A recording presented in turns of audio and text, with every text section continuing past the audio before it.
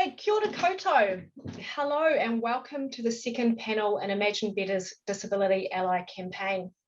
My name is Carey-Ann Morrison and I'm here as both Imagine Better's senior researcher and as a parent. I'm lucky to have the role of mama to a young disabled son named Lockie. It gives me great pleasure to welcome our four speakers today and to welcome those of you who are joining us through Zoom or who are watching the live stream on Facebook. But before we get into things, we've just got a bit of housekeeping to get through. First off, as this is a Zoom webinar, if you are here as an attendee, you won't show up on screen. You will just see our presenters, me, and the New Zealand Sign Language interpreters. People requiring New Zealand Sign Language interpreters should pin the interpreters to their screen. Our New Zealand Sign Language interpreters today are Shosh Cleary and Sarah Moss Kennedy. Thank you and welcome Shosh and Sarah. We have decided not to offer closed captions to everyone because of the poor quality, but you are welcome to turn them on using the floating toolbar near the bottom of your screen. But please note, there is a bit of an element of buyer beware with this. If you have any questions, please use the Q&A feature at the bottom of the screen. Any questions you submit will come directly through to our panellists. We will try to make sure we respond to and publish any questions that come up in the course of today's session.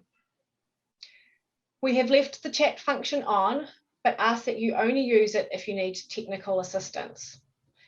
You can also email us info@imaginebetter.co.nz and we will try and check the emails throughout the course of the discussion. Finally, we will be publishing the recordings, transcripts, the Q&As, etc. on our website, so please check back there in a few days for these. You will also be able to access the material from our last panel, as well as a range of resources related to the Disability Ally campaign. So now with that done, I want to briefly talk about the theme for today's panel discussion and introduce our wonderful panellists. The theme for today is the role of parents as allies within the disability rights movement. We know that parents play an important role in the lives of their disabled child or adult, particularly for people with learning disabilities. And we know that for many parents, advocacy in relation to education, housing, healthcare, or any number of things is a daily task that can start when the child is very young and can continue well into adulthood. At the same time, we also know that parents vary tremendously in their understanding of and commitment to disability activism as expressed by disabled people and the disabled persons movement. In today's discussion, we want to delve into some of these complexities and explore issues of power, privilege, and positionality. We've got a set of questions that will help guide our conversation, but we want to make sure there is space for the discussion to develop organically so we can address issues as they come up. In different ways and in different spaces, all of today's panellists share a commitment to supporting the rights of disabled people and have contributed to building a stronger disability rights movement. And so, without further ado, I'm pleased to welcome our panellists to say a few words about themselves and provide some context about where they each fit as a parent of a disabled child or adult and a disability ally in the disability rights movement. So how about we start? Bernadette is directly to my right. So Bernadette Macartney, if you could spend a few minutes introducing yourself, and welcome. Kia ora. Thank you, Carey-Ann. My name is Bernadette Macartney and I live with my family in Wellington. My daughter Maggie Rose is about to turn 25 and I became involved in the disability rights movement from when Maggie Rose was little, because very soon I bumped up against negative attitudes and things that I thought were strange happening in education and everywhere for her. So I studied about disability rights, particularly in the area of education, and from there, I've sort of become an advocate and sort of feeling like there's not much around that, just needing to in order to help Maggie get access to things that were happening at first in education and then since she's left home in the wider world. And so I've also been involved in setting things, helping parents to network together that have disabled young people at school, and also in the performing arts, which is an area of interest for my daughter. So I've sort of got more into the practical, relational change making as Maggie has got older and I've got more cynical about changing systems, I suppose. So kia ora. Kia ora, Bernadette, thank you. Moved to Jane Bawden. Welcome, Jane. Thanks, Carey-Ann, and kia ora, hello everybody. It's such a pleasure to be here. I am based in Auckland with my family. I actually work in the beautiful Waikato, which is where I am today. We have 23-year-old twins, one of whom, our son, has a rare chromosomal disorder and significant support needs around that. So when I think about the question of where I fit as a parent of a disabled adult in the disability rights movement, our path has been very similar to Bernadette and her family's, but I would describe my primary role in his life as being the mother of an adult. And it has helped having twins because I've always had this example, you know, running alongside of what life should be looking like, you know, for him as well. So my role is to provide the support that he needs as someone with high support needs to live a good life. And that ranges from ensuring that he has the space and time to do independently what he is able to do independently or can learn to do independently, through to ensuring that he has the support that he needs to manage the rest of his life, and that he, really important that he's supported to express his opinions and make choices and decisions in whatever way that he can. Yeah. And I have some examples around that, but perhaps later on is the better time for that, Carey-Ann. Yeah, thank you. Thanks, Jane. We'll move to Rod now. Welcome, Rod. Hey, yeah, thank you. Thank you for the welcome and the opportunity to participate. I guess like the previous two speakers, this journey started around the birth of our daughter, Sophie. She's the eldest of our three children. And in terms of the deficit labels that can be applied, hers is one of Down syndrome. But I think what we've come to understand across a period now of, gosh, this year will be 37 years, is that there's not a typical pathway. There may well have been for individuals like Sophie in the past, and it's certainly where not so long after her birth, I was involved working in Mangere Hospital, the big psychopedic institution here in Auckland. But we closed the institution down and moved people out to live in the community. And I think the impetus behind those sorts of shifts and changes has been really, really important.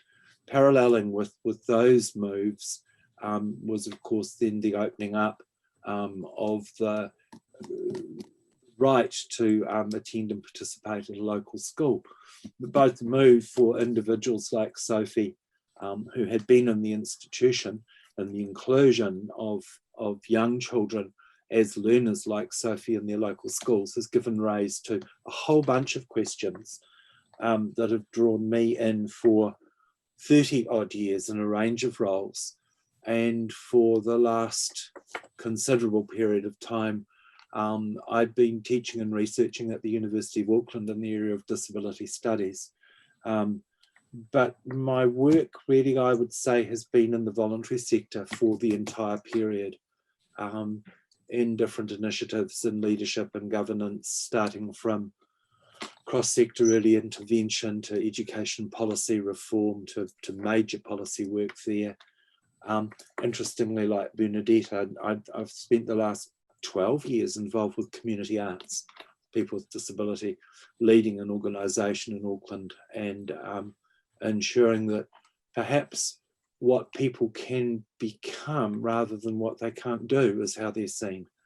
And, you know, Sophie's very clear about this. So she sees herself, she's at work today, sees herself as someone who has a range of things to contribute, both in the work setting, as a colleague in the school, and in the area of theatre and dance. So those things are really important.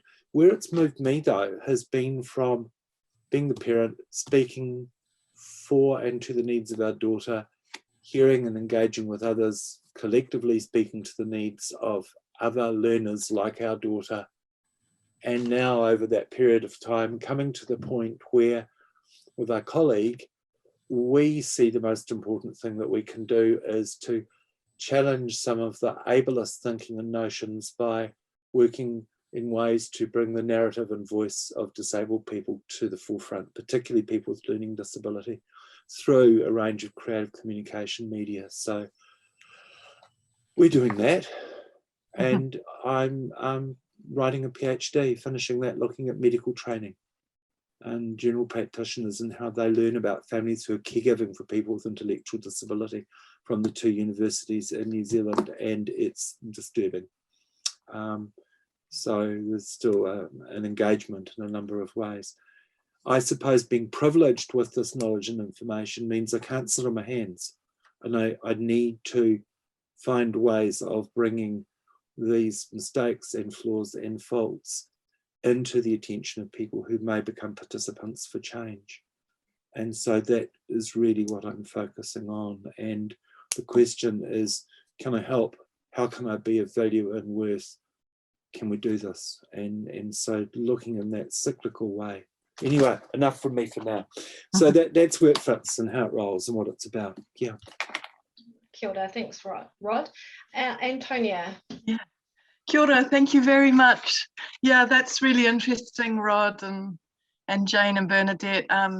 It is sort of the path that I followed as well as sort of branching out from the family, sort of going out towards other people. But I would say that right from the word go, disability has been part of our family. I grew up with an uncle who had a traumatic brain injury from a car accident, and we lived with my uncle and my grandparents. So that was my first kind of introduction to different minds, and also to a certain extent different embodiment, because it had affected him physically. And also with his traumatic brain injury. We've got, throughout the family, we've got all sorts of interesting stories. We've got a wonderful, my mother's cousins have Wagner-Stickler syndrome, which basically it means you grow up blind, and it passes down through the families. And my great great grandfather on my mum's side he was a very good musician. He was a farmer and he was a musician, and he played for Queen Victoria. He played the piano for Queen Victoria. And then roll forward, I've got a son with Down syndrome as well, and he is 16, and his name is Max, and he's happy for me to talk today. And I think I've always been interested in sociological type things. I started off, my undergraduate was in sociology. So I was interested in it right from the beginning. I then went off overseas and did other work. I got into computers and that sort of thing. But once Max was born, I kind of got drawn back to sociology. I think that kind of way of thinking was always there. I think that's what spurred me on to go outside the family, basically.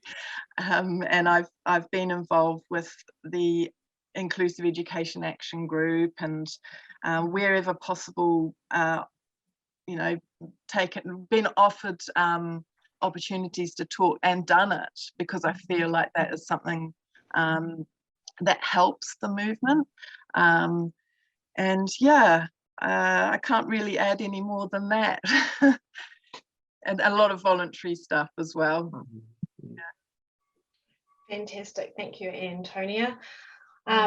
What a wealth of experience we have here today with us. I certainly feel privileged as a mum to a young disabled son, just really relatively at the beginning of my journey as a parent and an ally in the disability movement. So yeah, real privilege to be able to hear some of your stories and your experiences, and certainly what I heard through your stories then was the way in which being a parent and a disability ally is both personal and professional.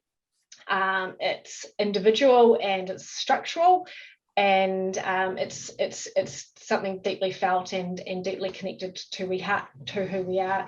And I think certainly in terms of education, I suspect there's going to be quite a few insights that can be shared around that space. We certainly hear from parents that the education system is something that is an ongoing issue for families and for parents as they negotiate that.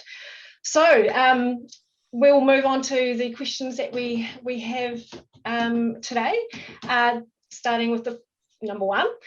So we learned at the last panel that an awareness of power and privilege is central to being an ally. Can you talk about this in your own life and consider how you remain critically reflective of your position and power?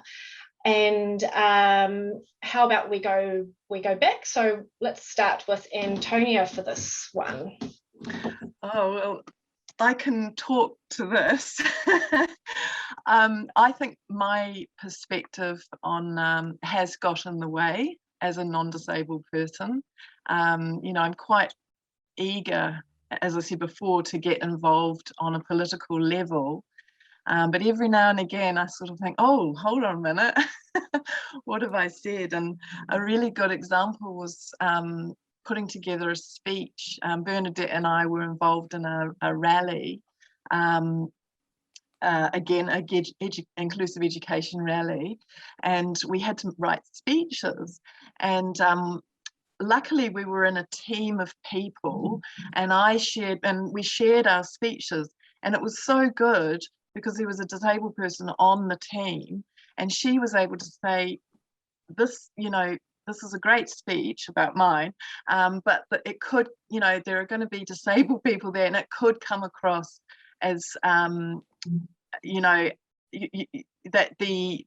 they are the thing that's making life hard. And I thought, and it was quite a wake-up call, because it was never my intention, and my intention was always that it was the system that was making it hard. So it really helped to have that person on that team and to just kind of put a fresh pair of eyes over the speech. So that was a big wake up. And then occasionally I've, people say we've got to go and do some oral submissions. The more people that can do it, the better. So I've kind of gone, yeah, I'll do that. And then afterwards I've gone, oh my God, I've said something there which has come across wrong. It was there was one particular one where one of the things that really annoys me is that it's a postcode lottery in terms of where you can go to an inclusive school. And what ends up happening is, everyone gravitates towards the one inclusive school that's in the area. And so I was trying to describe that to the select committee, and I was trying to describe the absurdity of that in terms of funding as well, because there was, it doesn't help. But it came across you know, you've got to be so careful about coming across as though it's a burden on a school. And yeah, it was really good because those select committee oral submissions are videoed, and you can listen to them afterwards, and you can listen to yourself, and it's a fascinating insight into the slips of tongue that you can make, and that's your privilege coming through, you know. And one other thing is that I've noticed that sometimes I think as a non-disabled person,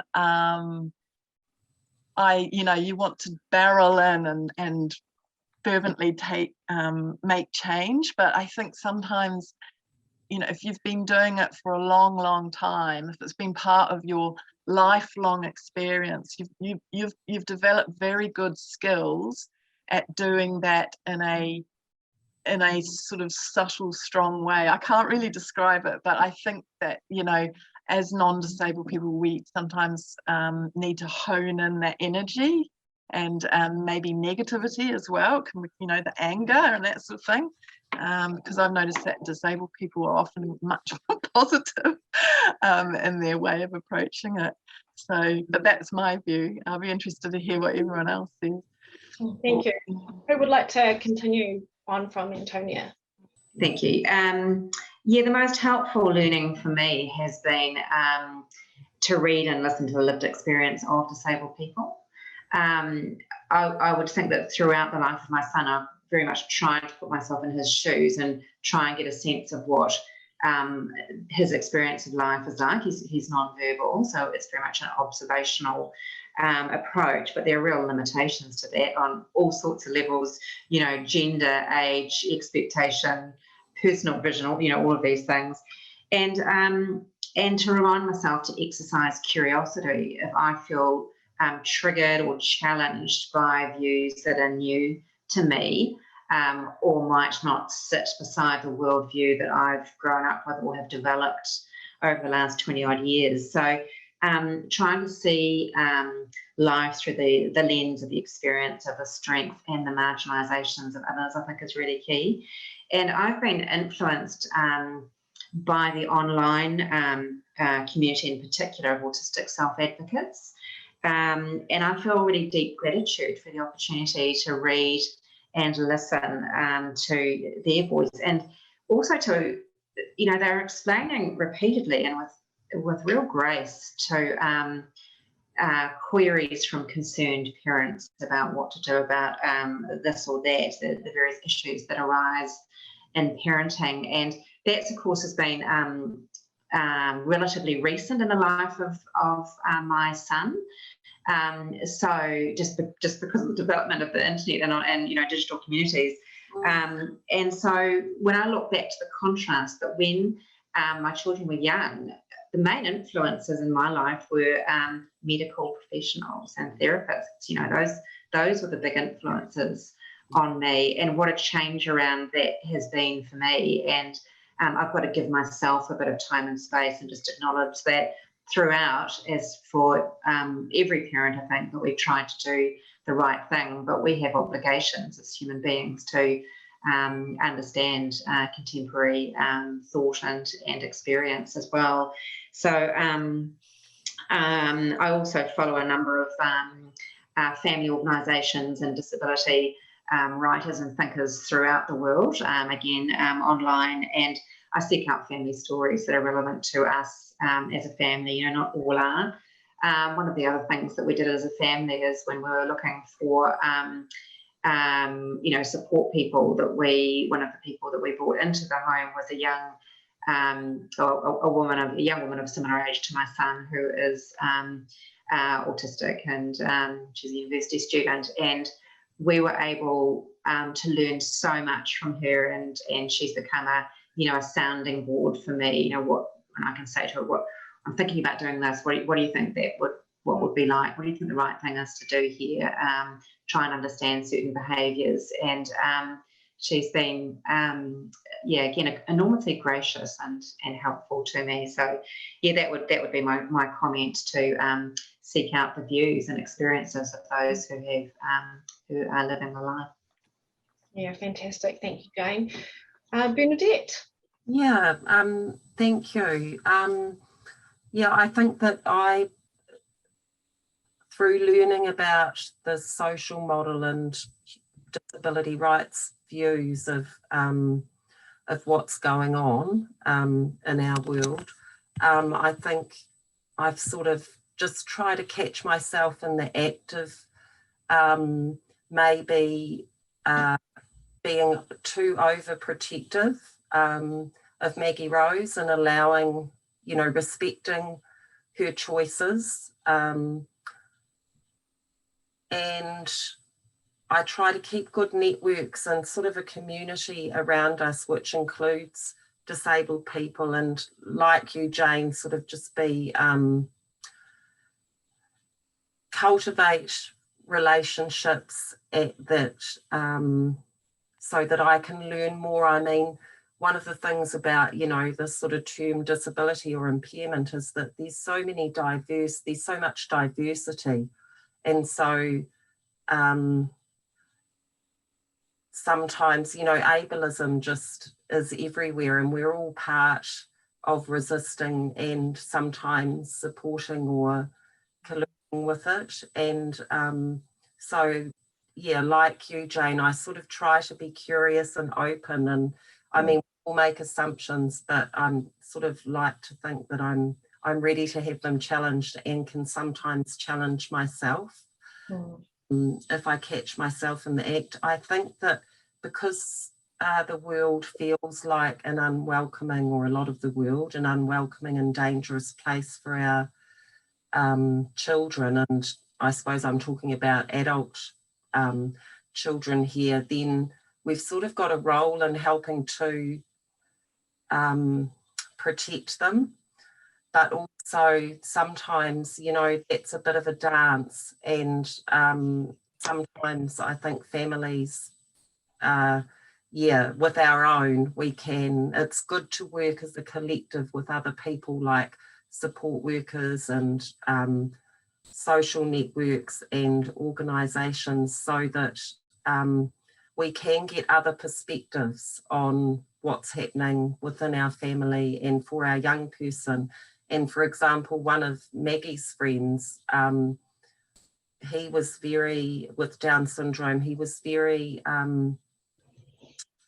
keen and excited about Maggie's skills in music and performance. And every time I see him, he, gives me, asks me about how that's going, and then suggests other opportunities, or so on that individual, just on our family level, I think that having that collectivity and helping each other identify where we might be able to do things differently is really important. But I think it's hard for families because the world is a bit dangerous and inaccessible, and sometimes our goals conflict, parents in particular, with their children, and especially as they're getting older. And one of the examples the dances that we're trying to do at the moment is to respect and encourage Maggie's independence and getting out there in the world and leaving home at some stage, but she doesn't want to leave home. And we're not going to say, oh, well, she can live with us for the rest of our lives then. We're really keen for her to get out there and experience those things that you do when you go flatting. So yeah, it's quite complex. Yeah, thank you, Bernadette. And Rod, any particular thoughts on this issue? Yeah, a couple of strands really. We'll start with one that sort of I've personally experienced over the last 3 or 4 years with a series of episodes around impaired gross motor function, my own. with an episode of strength loss and then partial paralysis in my left hand. I'm fortunately right-handed, but it still has a huge impact. And then intervention to replace my right knee. And the impact of being seen in my workplace on crutches, and obviously not as agile or able to negotiate, corridors and things within the university building where I was located, and requiring requiring a taxi. You're away from driving a motor vehicle for a month and a half, 2 months or so on, and then being confronted with notions of risk and cost by my immediate line manager. I had a series of roles I had to complete and undertake within the university, not to do with my own teaching. Initially, he was quite happy to meet part of the cost of my journeying across Auckland to go to work. But then the point was raised that perhaps it was not safe for me to be there, and the cost of me being there was high for him. Not only did I encounter it from him as my line manager, but whenever I got into a taxi cab and indicated that I would be seeking a reduced fare presenting a mobility card, the taxi drivers would query the legitimacy of the contribution of disabled people to the workforce because they worked harder, and what about these other people who didn't pay their own way? And I thought, shit, there it is, just moving from apparently being able to having these issues of physical impairment, which is sort of transitory, and what crap, but at a very minor level, but being reminded of the very kind of surface nature of people's judgments and assumptions they're making about individuals. So that's sitting there. But the other thing that I think over a long period of time that has given rise to me to be to express challenge and speak back, while I've been involved with policy development and facilitation of change in schools and things was very successful and so on and so on, I'm really aware that the way we set conversations up is binaries, and so people can be discussing well, the word normal comes in, and one of my initial responses is to invite the person and say, well, what does that look like? What are you meaning? And then, of course, we get to this disabled binary as well. You might have noticed when I spoke about my background and the connection to Sophie's areas of need, I talk with hesitancy about labelling her with the technical term of Down syndrome, because it doesn't convey who she is, what she's about, what she does, the fact that she's a worker, the fact that she's waged, the fact that she dances and is an advocate herself and so on. So these are the sorts of things that are sitting in the tension. So for me, in some respects, I'm not sure if it's privilege, but I'll be rude and picky and point out to people that perhaps the ideas could be changed.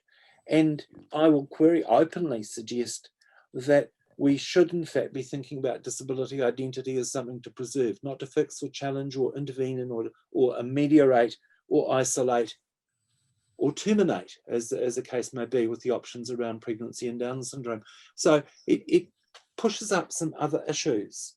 Now, I don't know where that puts me in terms of individual sector groups or particular people with disability, but having a sense over a long period of time of noticing this and taking Antonia's thing, noticing the social constructs and the sociological imagination and the way identity formation is accepted and not accepted. So I put myself in that position of perhaps raising up issues and suggesting that, there are some things have to be spoken about and no longer accepted.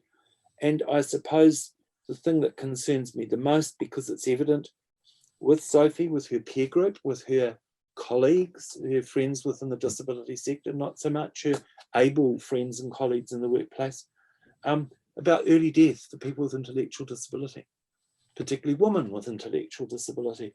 It raises some questions for me about how we see how people are seen to be well and supported and care, for and about and participate fully in the community. So I've put myself into that space. Strange one. Who's the advocate at the moment? Actually, Sophie's the advocate at the moment. So on Fridays, she's part of a small applied theatre group, Act to Advocate, and they have a map of 42 or 43 different schools and locations and services. And the 6 of them go there and they speak through a series of role plays about their experience of human rights and being disabled. And so the best thing I can do is to ensure that Sophie's able to participate fully in that and support her peers and her friends. And if that means making them cups of tea, coffee and scones and they come here and hang out, they do.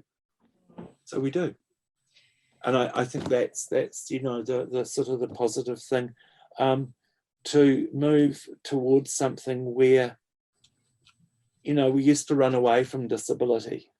And in the future, it almost seems like we hope now to defeat it in some way. I'm not satisfied with any of that. I think these are things that need to be preserved and honoured, and the identity to be held there as being significant and very, very central in our community. Wonderful. Yeah, thank you, Rod. I think also what came to mind for me through your conversations as well was the way in which remaining critically reflective of our position as parents also means thinking about other aspects of our identity, our gender, our race or ethnicity, our sexuality, you know, our socioeconomic background, you know, our previous education, our religion, and so on, and thinking about how that also interacts with us as parents, with the disability rights movement, and how that impacts on the role that we play. So just moving on to the next question. At the last panel, the Disability Rights Commissioner, Paula Tesorero, described being an ally as picking up the baton when disabled people ask for that. As a parent and a disability ally, I wonder if one of you could reflect on how you know when to pick up the baton and when to put it down again. Perhaps we start with Jane. Sure. So, you know, my situation as a parent of a young man who does not use spoken language to communicate means that I have to be super aware of his ability to make and communicate decisions, and do everything that I can to support that. And the example there is around supporting him to vote in the elections. So I know where he is capable of making decisions and not, and I've learned how to present information and the physical means of making those decisions and communicating them. So I see my job as sharing our understanding of his views and his vision of a good life and promoting that. I've had to take up the baton on many occasions, as have so many parents, particularly in the education setting, to ensure that he's heard, to ensure that his rights are observed, to ensure that he's included, to ensure that he has access to the support services that he's entitled to and needs, to ensure that he's understood and known, and that we know what a good life looks like for him from his perspective, and to facilitate that happening in a sustainable way. You know, within our home, one of the things that he has to deal with is my husband and I are both taking up the baton at the same time with different views about what that looks like. And we have to be pretty careful around that as well. So I don't know what it's like to be non-verbal and to be listening to one's life being discussed. But I can remind myself at all times that our role as his parents is very much to support his active engagement in decision making and communication of what a good life looks like to him. Fantastic, and that draws in the idea around one of our next question, which is around the amplification of disabled people's voices and supporting disabled people's self-advocacy. Do any other panelists have any comments on that issue? Antonia? I think exactly what Jane was saying was that there is sometimes a conflict, because Max, we're at the point now where Max is at the age and also has got the speech now to express his own views. And it's such a balance between all those roles we have of you know, really taking seriously his view, but also being a parent and making those decisions around, you know, perhaps having the age gap, you know, the experience that you have as you get older, and you can see that, you know, for instance, things like sitting on the internet all day, you know, as an older person, I might be able to say, well, you know, it could be over a long period of time of your life be really unhealthy to do. So it's not a healthy activity. And, you know, if you were to listen to your children, they'd say, you know, no, we're fine, we'll be fine, you know, but they don't have that experience and knowledge that you get as you get older. So it's a really balancing act. We've got a situation at the moment where, you know, recently we've had a situation where I felt that an environment hasn't been particularly stimulating for my son, or even safe a little bit. And we're trying to work through that together, because his view is different to mine. And yeah, it's really hard. But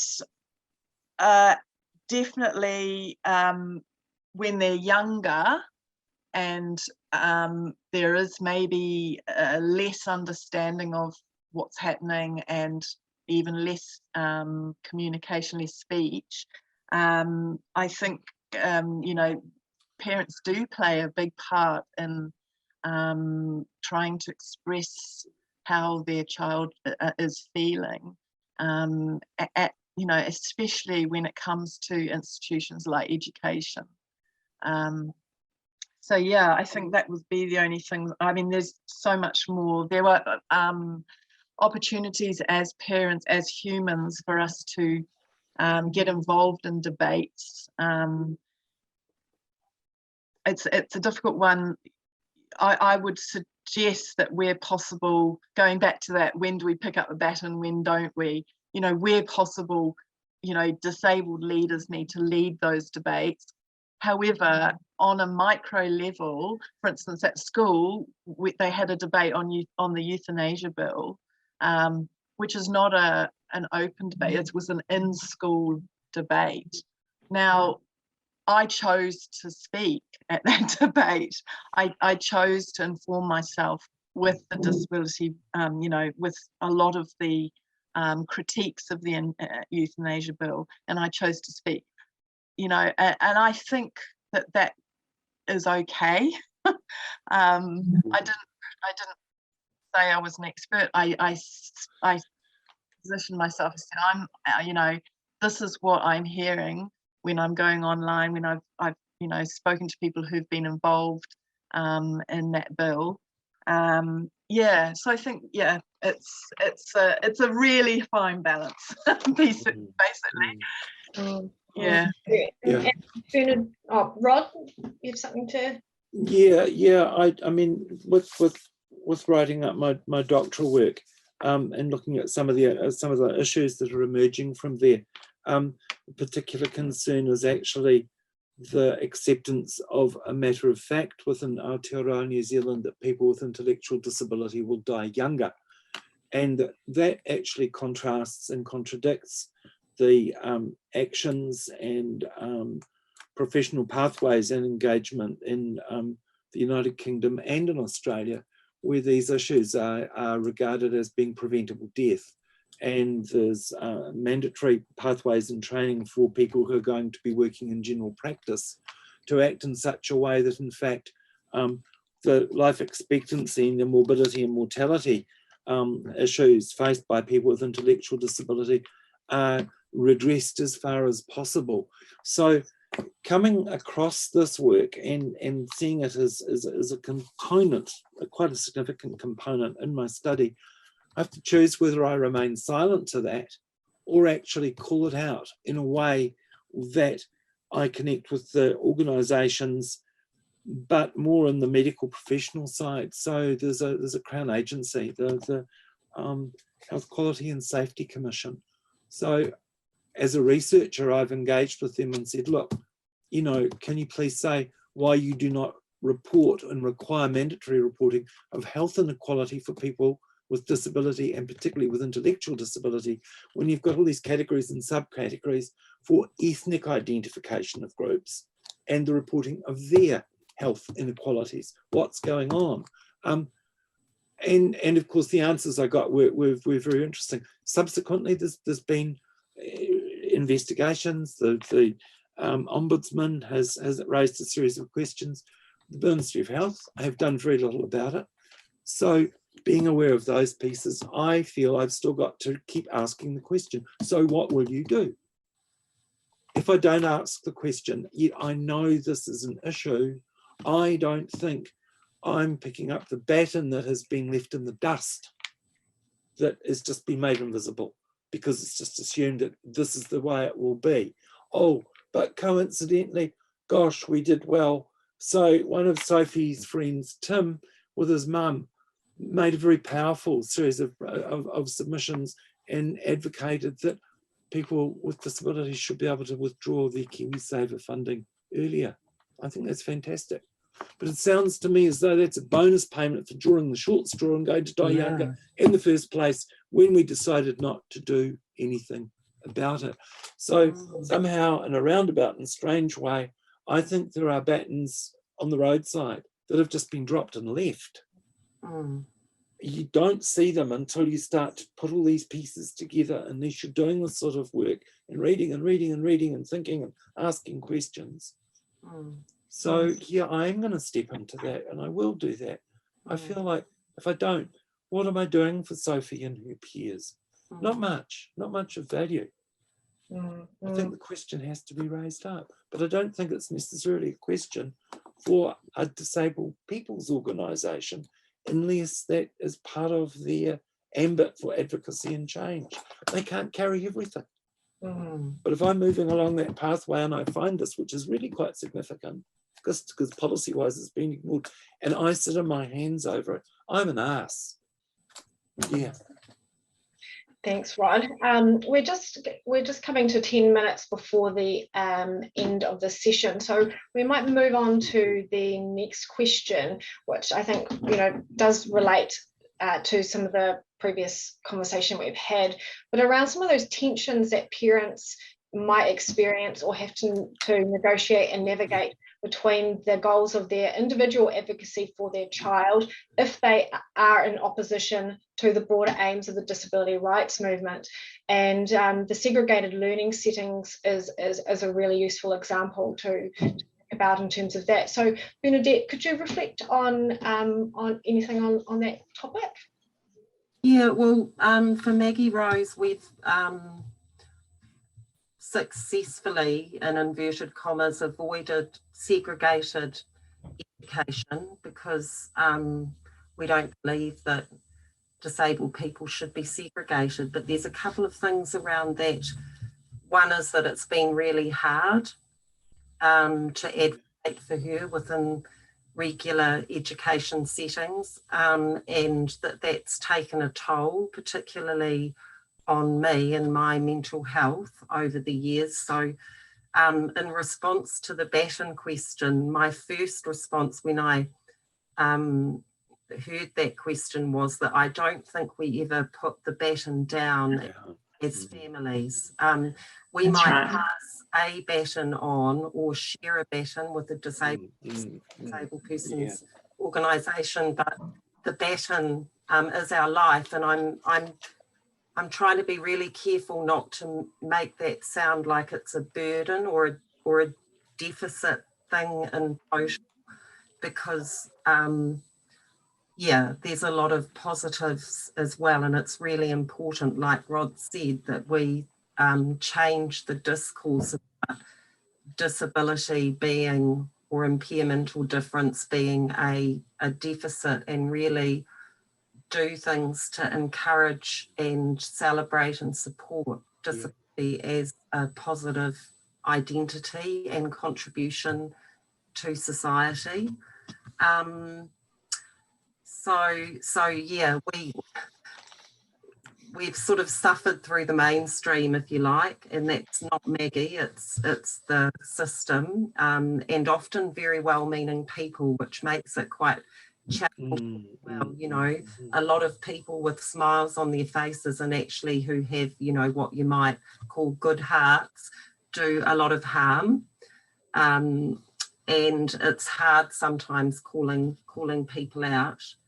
But then also, I think I've learned over the years, because I was very into inclusive education and inclusion, sorry to bandy about these sort of flaky words, but I think that we, for quite a while, not on purpose, but Maggie was sort of, in some ways, didn't get opportunities to spend time with and get to know her specific sort of community, disability community. And so we're a lot more aware of that now. And so I suppose in terms of segregation, I think there's, you know, huge difference, obviously, between places that are sort of compulsory and exclusionary, and places of belonging that amongst your own community. So I think that we've tried to really support and uplift that in Maggie's life a lot more than perhaps we did when she was younger. It might also be because at secondary school she sort of met her peeps, because it was a group of, you know, disabled students and peers, and we've sort of tried to keep those relationships going post-school quite successfully, which is good, to just sort of, because I think that often happens to people, is that they make connections and develop relationships with people, and then all those people just routinely disappear at different transition points in life. And so I'm not actually sure how that relates to the question now, but yeah, that's where I'll end up. That's fantastic, thank you. So just our final question. I wonder if any of the panelists have any advice or strategies to offer to parents of disabled babies, children or young adults, any advice that you think would be useful for helping them along their journey as an ally within the disability rights movement? Yeah, I've got something. I'll hold it up, I'll bring it in, and so maybe it gets into sort of, there we go. And what I've got there, and I can send it as a Word document, is a sort of continuum that perhaps people, and it's a picture of me, that people might find themselves in when they want to take action, and then the possible reactions they experience because of that. And these things can be unexpected at times. They can be very confirming, or they can be very confronting. And they may change without, you know, sort of any great notice. And so people who perhaps might have been allies might become antagonists. You might be in a situation where the opportunity to be consulted or engaged in something then turns around finally when you work out that you really were being conned along the way. Your voice was being taken. You weren't really being invited to join because of what you would contribute, but because it was a way of fitting you under the umbrella that the policymakers or the service was wanting to move towards. And so these strange consequences and outcomes will be part of the journey, I believe, once you start to speak up and become active. And it's to work out who your friends are, who your allies are, and perhaps buy a fireproof vest along the way and a hard hat, because there will be sudden things that you won't expect that will emerge, and they will shake you up quite immensely. But if you hold true to your purpose, you know, then this movement is possible. And it's possible to see change. We can all tell you about that. It's also possible to become a really interesting role, I think, is an accomplice. So working alongside and enabling things to happen, and doing it in such a way that it's not your privilege and your voice and your identity, but change emerges. So I think they're very, very powerful roles. We're not trained or taught in them. Jane's sitting there. The important skill set around listening and speaking clearly, and some of the elements from parent to parent, I think, are fundamental tools for people to use. I would simply add, and then I'll put this down and I'll shut up, aggression and threat and anger are all very, very low forms of advocacy and lead to very, very destructive outcomes. And yeah, they're not at all helpful. So the louder people bang their pot lids together, for me as a signal, is to turn, wave, smile, and start to walk quite quickly in the opposite direction. Yeah. Thank you. I will say something though, Rod. Sometimes you need to grab onto that anger you feel to spur you on to write something or do something, because you can get kind of like, you know, it's all too, you know, you just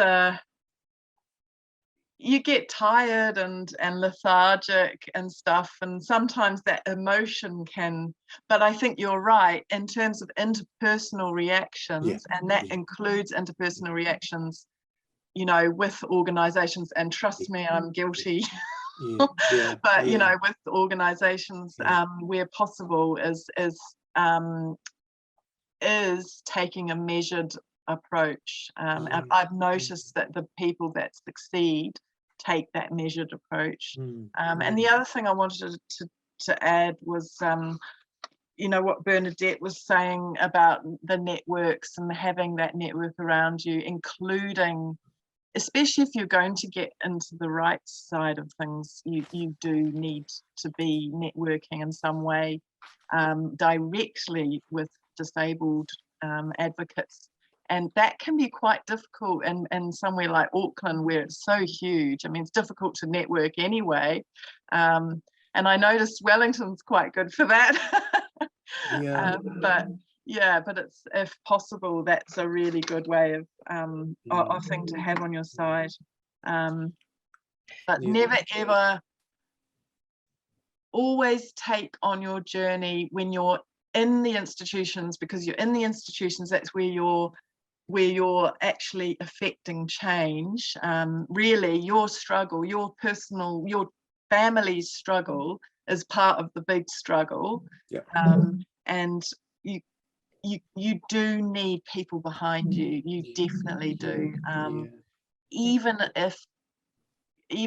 Even sending an email, even having a conversation on the phone with someone that's part of a more powerful institution, somehow you need to have someone behind you. And I would actually, I don't know if this is, you need to ascertain your own skills. If you've got the skills to do that, to have those phone conversations and not come out worse, that's fine. But if you don't have those skills, then send emails, and make sure you've got a team behind you. Yeah. Thank you, Antonia. I'm going to have to stop us there. Yeah. We're bang on 1 o'clock and it might just cut off before we get to say our thank yous and goodbyes. Yeah.